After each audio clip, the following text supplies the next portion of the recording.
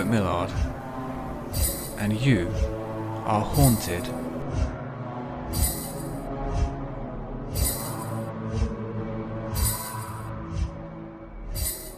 Thanks to my listeners for sending in your true ghost stories and paranormal experiences for this festive Christmas special. Our first email comes from Peter in Whitstable. Nowadays it's the Coca-Cola truck, or a John Lewis ad where an orphaned polar bear gets a new hat. But when I was a boy, the real signifier that festive season was upon us was the Christmas fair at the local church hall. First Saturday in December, every year. What's more exciting at that age than the onset of Christmas? Presents, big American films on telly, house filled with sweets and cakes, and 2 weeks off school.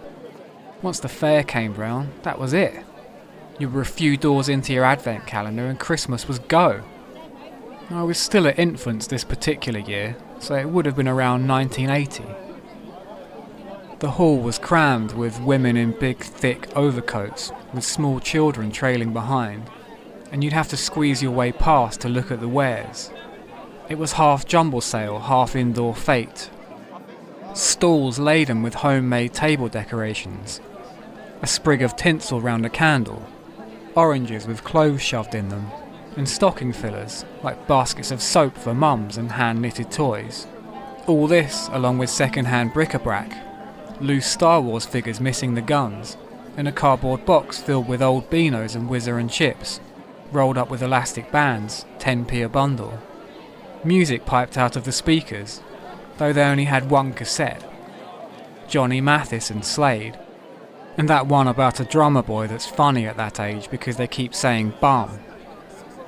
There was always bigger boys too, running round noisily, rougher boys in parkas, the bottom of their trainers squeaking against the wooden floor. They were probably only about 9 or 10. They weren't interested in the teddies or tombola, and they certainly couldn't be seen going into the grotto. Like many small children, I was a bit scared of Father Christmas. Between the hat and the beard, you couldn't see much of his face, and I didn't like the way you were led to him, taken in, where he'd be sat waiting. You only got led to things that were bad. To the headmasters if you were getting done, or the doctor so he could prick you with a needle. Gran took me in that year. The grotto was up a few wooden steps, past the toilets, and tucked away in a side room they used to store the extra chairs.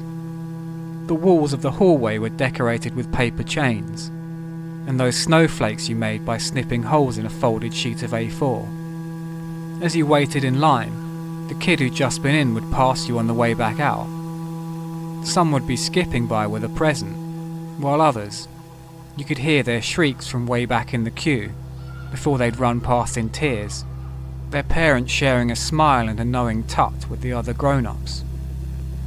Usually it was local blokes inside the costume. A mate of my dad did it one year. I was a bit old for it by then and recognised his voice right away. I remember thinking, I once saw you piss all over the saddle of your neighbour's bike after he'd complained about your lawn, and now you're asking me if I've behaved. But I think the Father Christmas of 1980 was someone they'd got in. When it finally came to my turn, I lingered in the doorway to the grotto until Gran pushed me inside. It was quite dark in there, illuminated solely by strings of fairy lights.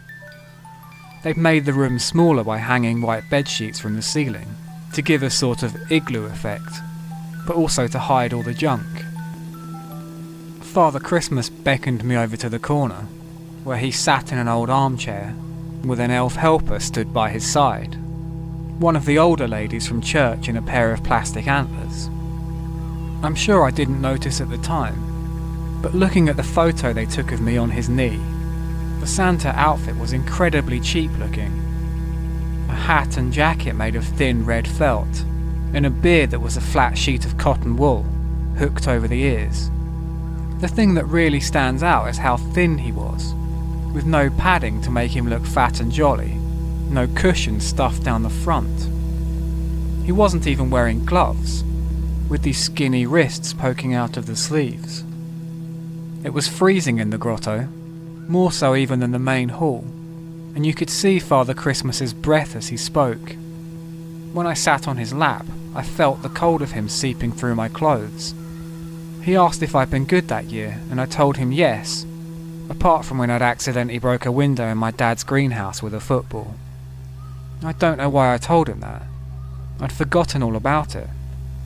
"That's nothing important," he said, and I wondered what happened if you had been bad. You probably didn't get a present. Even at that age, I was aware that he wasn't doing the voice, the whole ho ho ho, man, man, and he didn't even ask me what I wanted.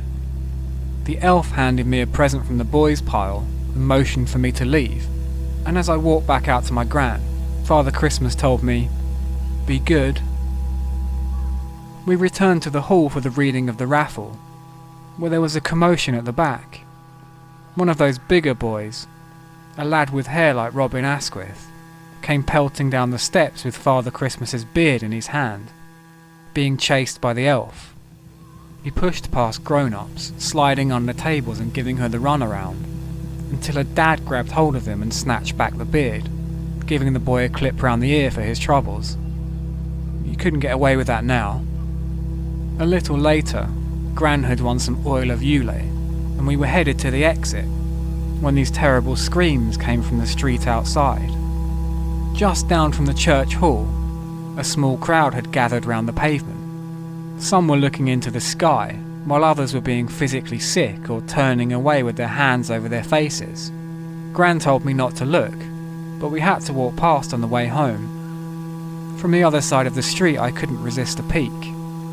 It was a child, or at least had been, before it had been smashed.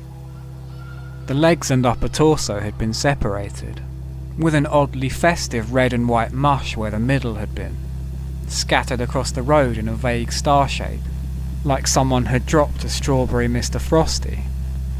The rest of him was completely untouched, arms outspread, face down, Robin Asquith hair.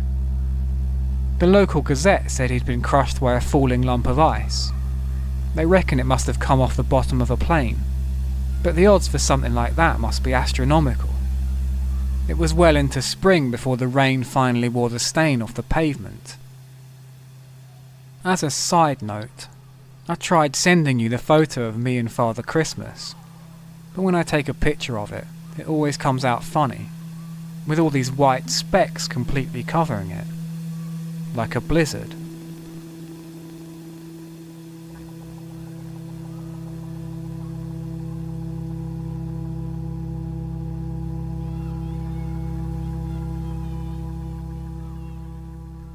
This was sent in by Damon.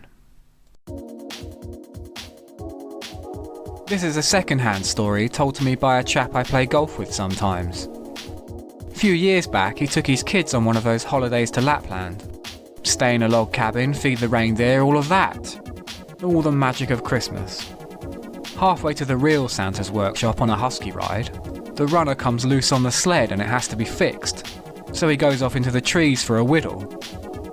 As he's finishing up, he hears these strange voices off in the woods. Said it sounded like puppets. He follows the sound and comes upon a clearing where there's a guy smoking a roll-up, stood next to this big cart that's piled up with clothes or something. As he gets closer, he sees it's all these little bodies. He said they weren't children, as he'd feared, and in fact they only looked half human, like E.T. in a onesie, but with these big noses and pointy chins. Bloke signals to someone, and the cart lifts up and tips them all into this big pit, on top of a load more, all rotten and bent with flies buzzing round.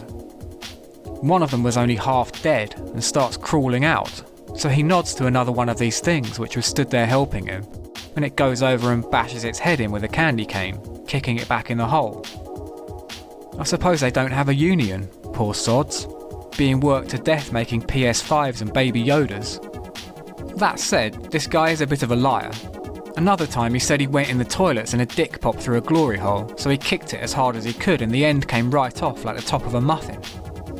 But then I think, weirder stuff's been proven true, hasn't it? So why not elves? Almost made me think twice about getting the kids to write a Christmas list. But then, what are we supposed to do? Not have any presents?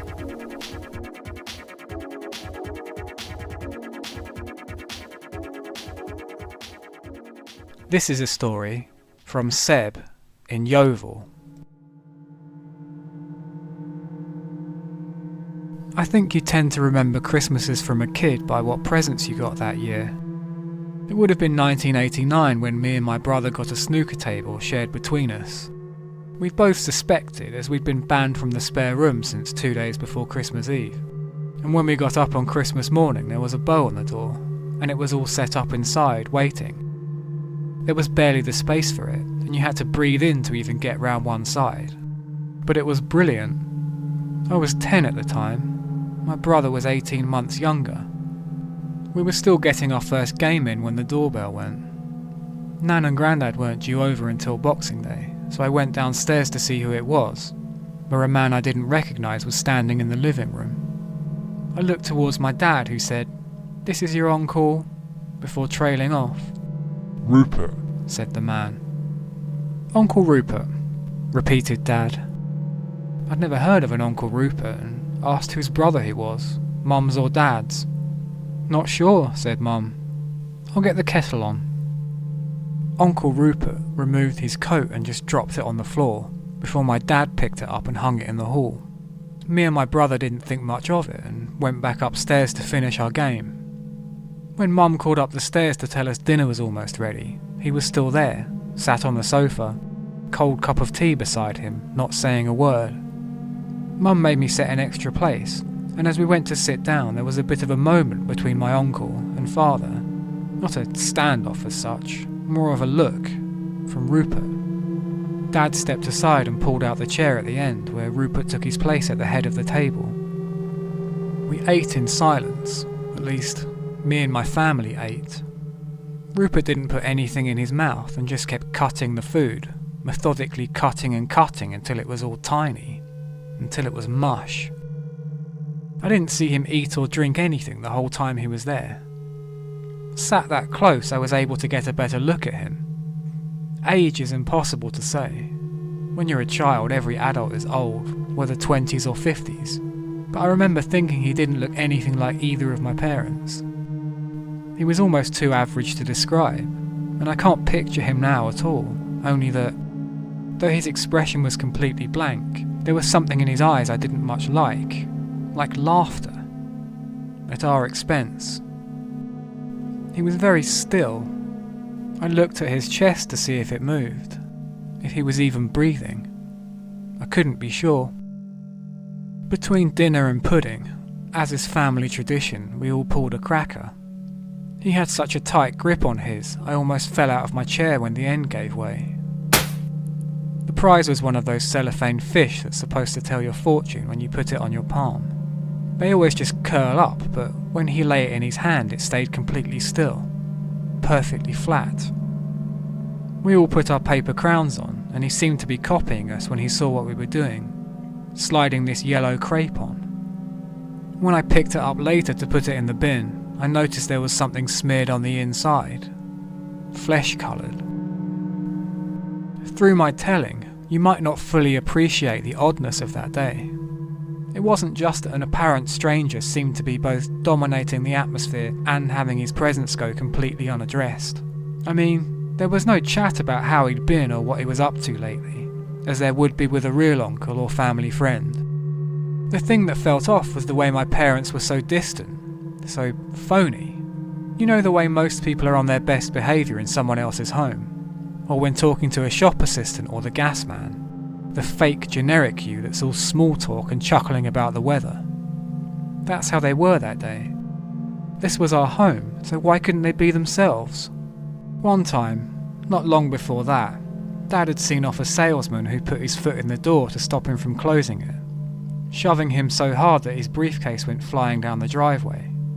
Dad wasn't some nervous type and was very protective of his home and family. When we got a second alone together in the kitchen, I asked him what was going on. Who was Uncle Rupert? Why was he still hanging around? "Nothing's going on," he said, chirpily. "Come on, Queen's speech is about to start."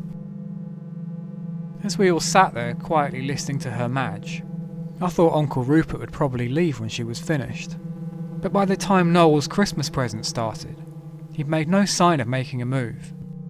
That edition of the show was pretty typical.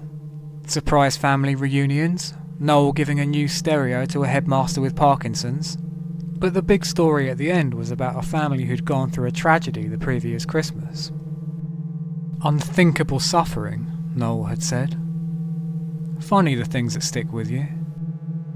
Understandably, they kept it light on details, but it centred on a pair of children raised by their grandparents after they'd been orphaned. I looked it up some years later to read the full story. The dad had deliberately set himself on fire during Christmas dinner, calmly poured brandy over his jumper instead of the pudding and struck a match. The mum had just sat there and watched while the kids ran to the neighbours for help, and both parents had gone up with the house. Anyway, Noel sent the kids to Disneyland, tagging along himself with a film crew. It's at this point Uncle Rupert spoke to me, the one and only time he would. The settee creaked as he leaned forwards, peering round my mother to meet my eye. "Would you like to go to Disneyland?" "Not with Noel Edmonds," I joked, in a nervous little voice. Then I noticed my mother's hand was gripped into her own thigh, so tight the fingers had gone white. She was still smiling, but there was a wet line trailing from the corner of her eye, forming into a drip on her jaw. We all just stayed there, watching whatever else was on the telly, before eventually, thankfully, just as it was starting to get dark, Uncle Rupert stood up and went into the hall without a word, putting his coat on. "Are you off?" said Dad. "Kids, say goodbye to your Uncle Rupert." Rupert didn't respond, just looking us over with that same vacant expression he'd had the whole time, but still with that teasing flicker in his eyes. Made me feel small. Mum told him, "It was lovely to see you," while Dad waved him up the path with a, "Mind how you go." Within seconds of closing the front door, something seemed to dawn on them, and their demeanour completely changed. Dad had this expression of absolute horror, hurriedly putting the chain on the door and clicking the latch down. Mum put her hands to her mouth and burst into tears as Dad threw his arms around her, and they both began loudly sobbing. He pulled us into the hug too, and we stayed there until Mum broke away to quickly pull the curtains and turn off the light. We all went to bed early that night. I could hear them whispering through the wall, whispering and crying. We moved after that, 50 miles away, had to change schools. It seemed odd at the time because we got on really well with the neighbours on both sides. Mum and her next door were best mates, but there was a for sale sign up by New Year. As for Christmas Day 1989, we've never spoken about it. Me and my brother got bored of the snooker table by spring. We took it with us, but never put it up.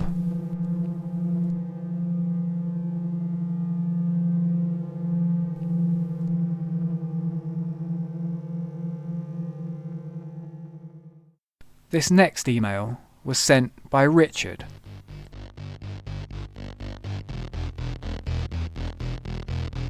I'm glad my kids are grown, because it seems like every week schools are making you send them in dressed like someone from a book, or cobble together some fucking Tutankhamun outfit at the last minute for Egyptian week. But when mine was small, there was only the nativity play.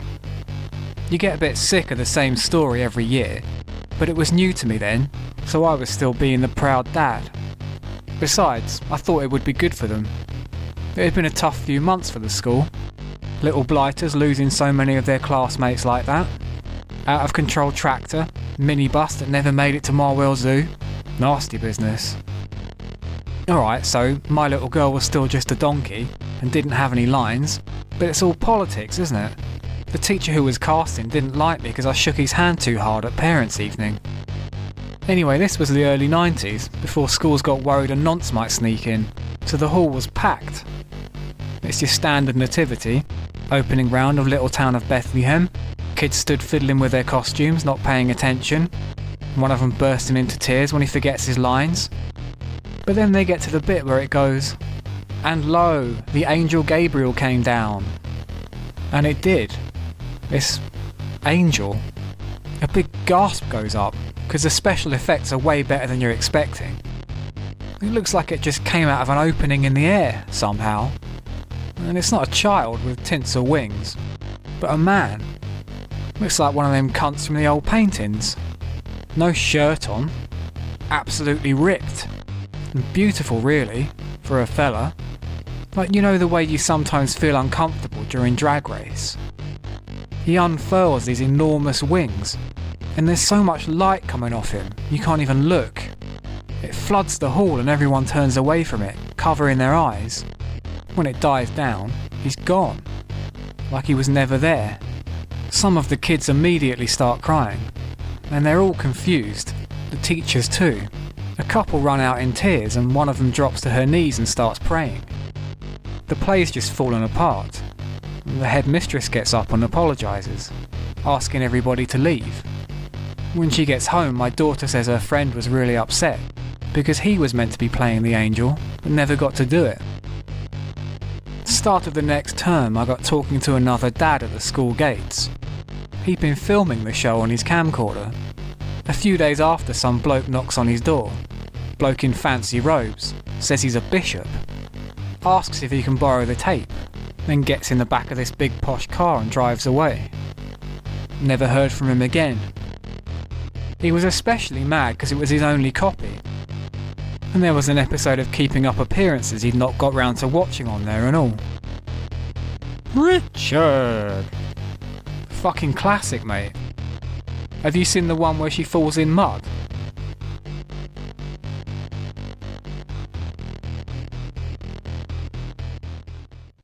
Our final letter comes to us from Gloria, in Tyneside.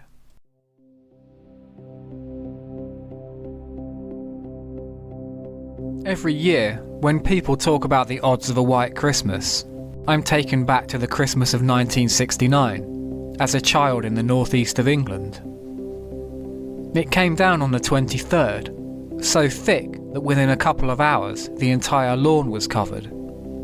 Of course, me and my brother were soon out playing in it, running round the garden of our parents' bungalow and pelting each other with snowballs.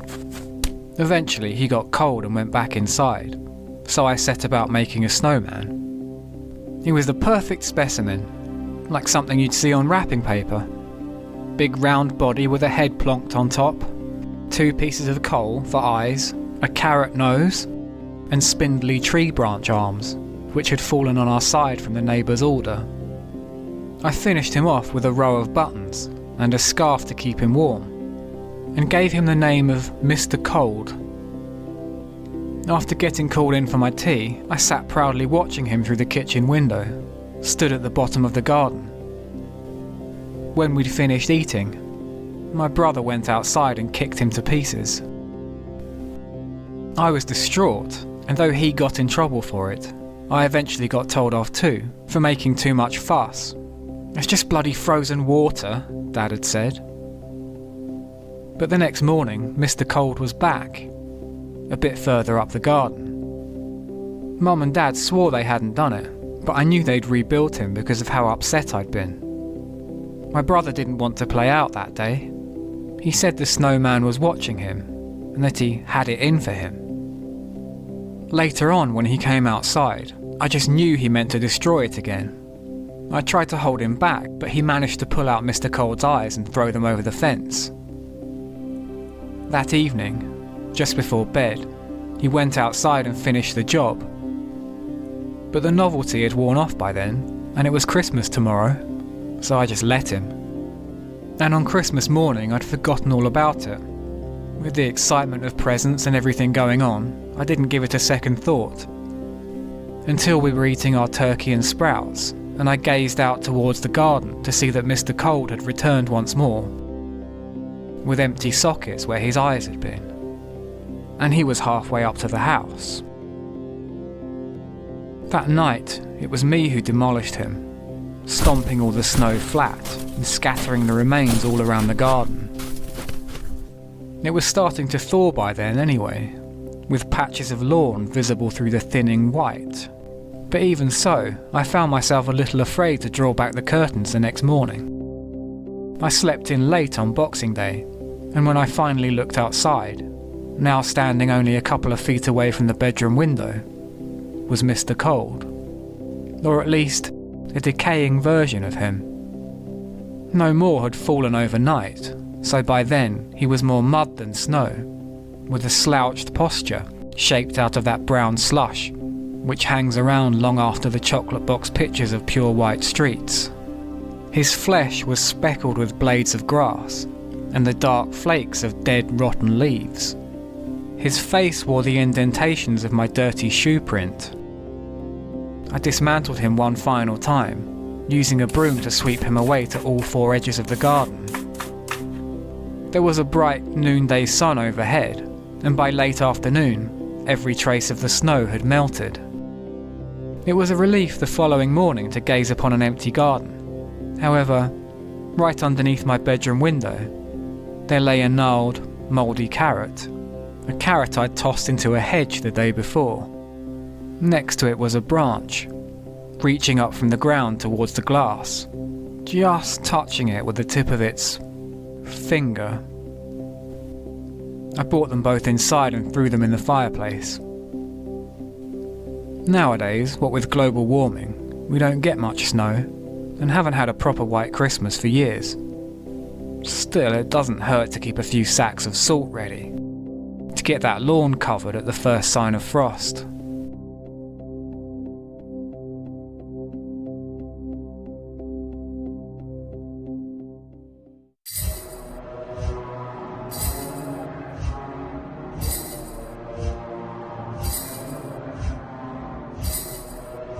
As always, let's finish with some short ones.